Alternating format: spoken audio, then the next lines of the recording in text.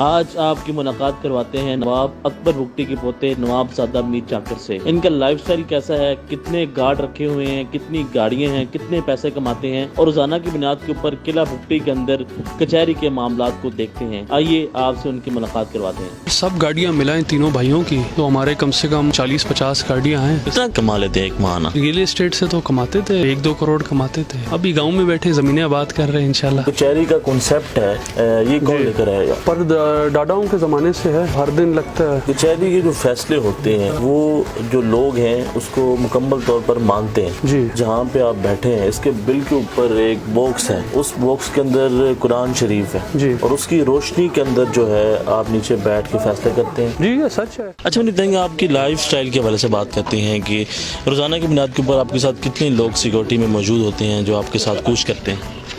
جی ہمارے پاس تو ابھی دیکھیں پولیس بھی سیکورٹی دیتی ہے، لیویز بھی دیتی ہے، پھر اگر زیادہ ضرورت ہو جیسے کوئی اگر میلہ ہے یا کوئی ویسا ایونٹ ہے اس میں پھر زیادہ سیکورٹی بھی آ جاتی ہے۔ پھر اپنے پرائیویٹ گارڈز بھی یہاں گاؤں کے اندر گھر کے ہی صرف گارڈز ہیں 60، ان کا صرف وہ گھر میں ہی ڈیوٹی ہوتا ہے۔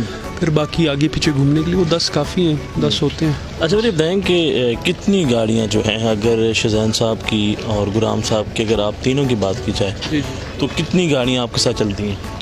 سر اگر سب گاڑیاں ملائیں تینوں بھائیوں کی تو ہمارے کم سے کم 40-50 گاڑیاں ہیں۔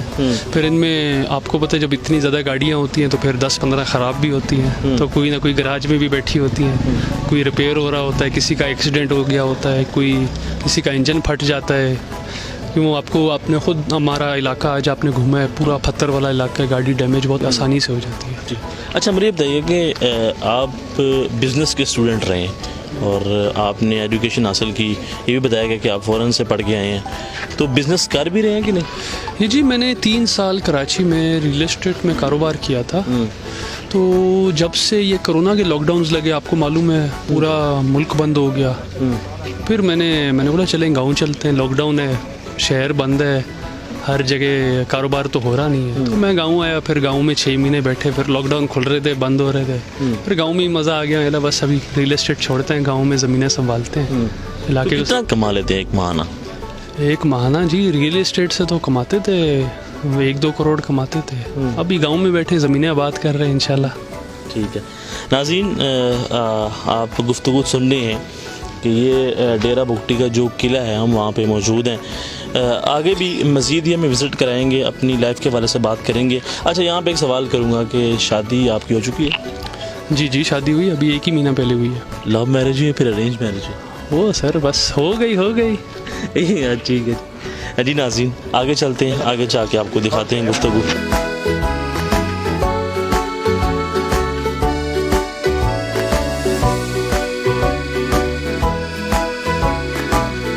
ڈیرہ بگٹی کے اندر کچہری لگتی ہے تو نواب صاحب ہمارے ساتھ موجود ہوں گے، ان سے بات کریں گے۔ اچھا مجھے یہ بتائیں گے یہ جو کچہری کا کنسپٹ ہے یہ کون لے کر آئے گا؟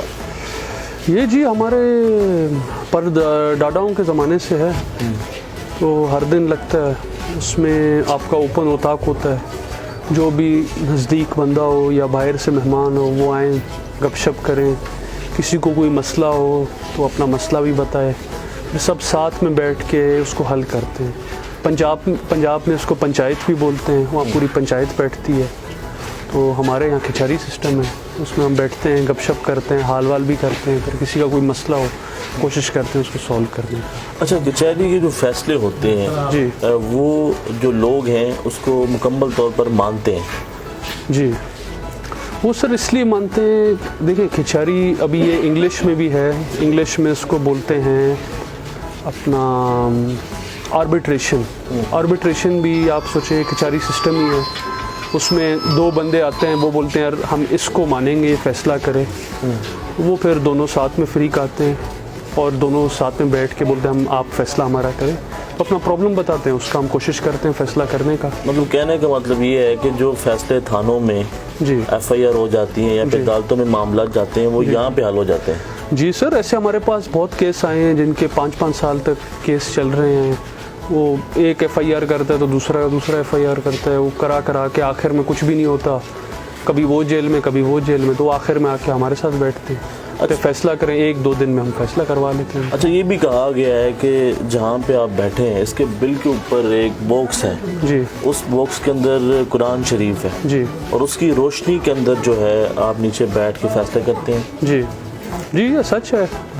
ये आपने, ये ऊपर ही है हमारे, अगर आपका कैमरा में ऊपर देखे तो उसमें कुरान रखा हुआ है।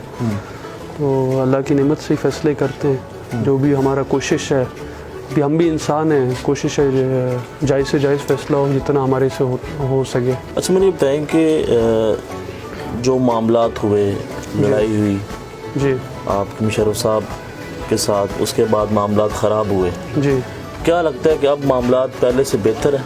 जी सर, अभी बेहतर होते जा रहे हैं और ऐसे ही अमला चलता गया तो इंशाल्लाह बिल्कुल सही हो जाएंगे। अभी आराम आराम से बेहतर होते जा रहे हैं।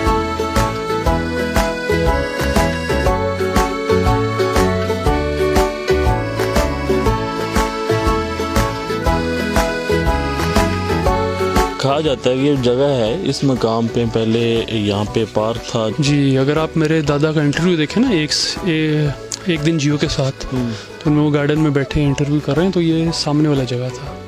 यहाँ मेरे चाचा का पूरा बागीचा था, दरख्त लगे हुए थे, गार्डन था। फिर जब जंग हुए सब चले गए, किसी ने ख्याल रखा नहीं, ऐसे तबाह हो गया। और अभी भी कोई ख्याल रखने वाला नहीं है, क्योंकि ये मेरे चाचा का घर है। तो जो मेरे कज़न्स हैं वो कराची में रहते हैं, यहाँ आते नहीं हैं। अच्छा, ये जो पीछे बिल्डिंग है और इसके ऊपर भी बमबारी हुई थी? जी जी सर, यहाँ बमबारी हुई, पूरे इलाके में बमबारी हुई है। यहाँ भी हुए, अगर आप पीछे देखें शेल्स के भी हैं। इसका छत भी गिर चुका है इस वाले का बमों से। तो इसकी जो इसके ऊपर अब दोबारा काम किया जाएगा या फिर ऐसे रहेगा? जी सर, ये अगर आप देखें, ये एक घर है, वो दूसरा घर है, दोनों आइडेंटिकल हैं, डिट्टो कॉपी एक दूसरे के। ये मेरे परदादा का था, वो उसके भाई का था। तो फिर बाद में क्या, वो मेरे वो दादा वहाँ रहते थे, इस साइड पे मेरे बड़े चाचा रहते थे। ठीक है। तो फिर उस टाइम ये मेंटेन था, अभी कोई है नहीं, वो वाला हमने अपना रिपेयर करवा लिया, मेंटेन करते हैं। ये अभी कज़न का है मेरे। तो वो जिस दिन आए, वो घर उसका रखा हुआ है, वो बेशक आए अपना रिपेयर करे, रहाइश करे, या ऐसे ही जैसे है तो वैसे ही रखे आप उसको। अच्छा, किस हद तक आप उनको मिस करते हैं, अपने दादा के वक्त को? जी, मिस तो बहुत करते हैं। उस टाइम कैसे इंसान थे? जी, वो तो बहुत अच्छे इंसान थे, इंसाफ वाले इंसान थे। वो बिल्कुल लोगों का ख्याल भी रखते थे, आवाम का अपना। वो आपने उनके बाकी भी इंटरव्यू देखे होंगे। वो बहुत अच्छे इंसान थे।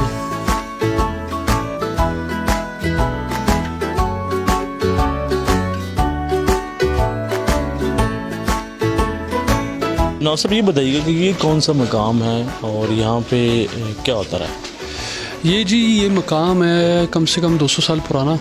तो अगर आप हमारे उसमें देखें, मेरे अबू थे दलाल अकबर बुगटी, फिर उनके अबू मेरे दादा अकबर बुगटी, फिर परदादा महराब खान, फिर उनके अबू सर शहबाज खान, फिर उनके अबू मुर्तज़ा खान, फिर उनके अबू, ये मतलब 200 साल पुराना है। ये कम से कम 6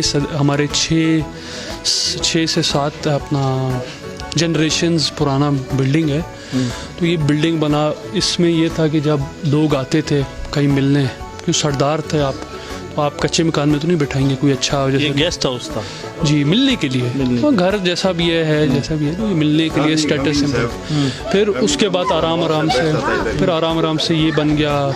कोई अगर फौतगी होती थी, मेरे जितने भी दादाओं की फौतगी हुई, यहीं फौतगी का वो दफन किया जाता है, जनाजा। जी, यहाँ बैठा, फिर वो जो लोग आते हैं मिलने, अफसोस कराने, तो यहाँ होता था।